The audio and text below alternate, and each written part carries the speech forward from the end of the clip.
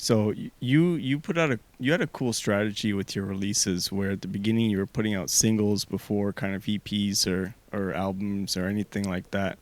So tell me about your strategy with that and why you did that. Yeah, you did your research. I like this. This is really dope. I'm like, you did your job. Like, nah, you did your research for real. Like, that's so crazy that you said that because I have a lot of conversations with like, different artists that are like up and coming and stuff. And yeah, I mean, for me, when me and my brother were releasing songs, we said to ourselves, we're like, okay, do we have a fan base?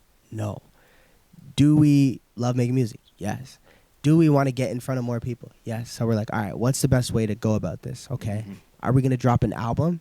Well, an album's for fans. You know what I'm saying? Like, you don't just drop an album. Yeah. Like, who's listening to that? Yeah, you know, you put your blood, sweat, and tears into that album. You know, you put all your resources into that. And it's like, you don't have a fan base.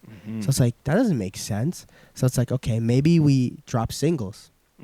So we're like, yeah, that sounds right.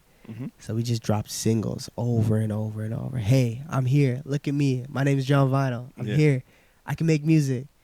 And I think what happened was people started catching on a little bit, and we slowly built something from singles, and then we gave an EP, and then we gave an album, and then we gave another couple singles, then an album.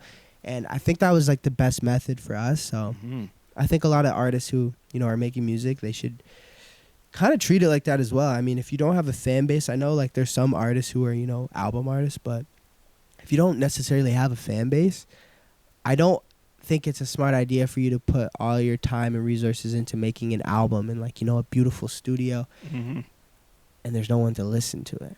Yeah. So that was our biggest takeaway. Honestly, I think it's the best strategy in my opinion because it also allows you to work on each song in more like strength kind of thing, because you're not working on like a whole project. You're working on completing the best song at the time. And then you use that to your advantage to the next one, then you grow. And then it also is a great strategy promotional-wise because you don't have to work on pushing all these different songs. You're working on pushing one and having that everywhere. Yeah. Exactly. It felt like the smartest way for us, and I think a lot of artists should pay attention to that method. I mean, I understand that some artists, they're like really for the art and they don't want to, have just one song that doesn't define them as as an artist and who they are as an artist. But I mean, if you don't have a fan base and you put that song out, it's like, or like those songs out, it's like, and nobody's listening, like, do you feel better? Like, does it make you feel better that, Yeah. So it's tough, but sure.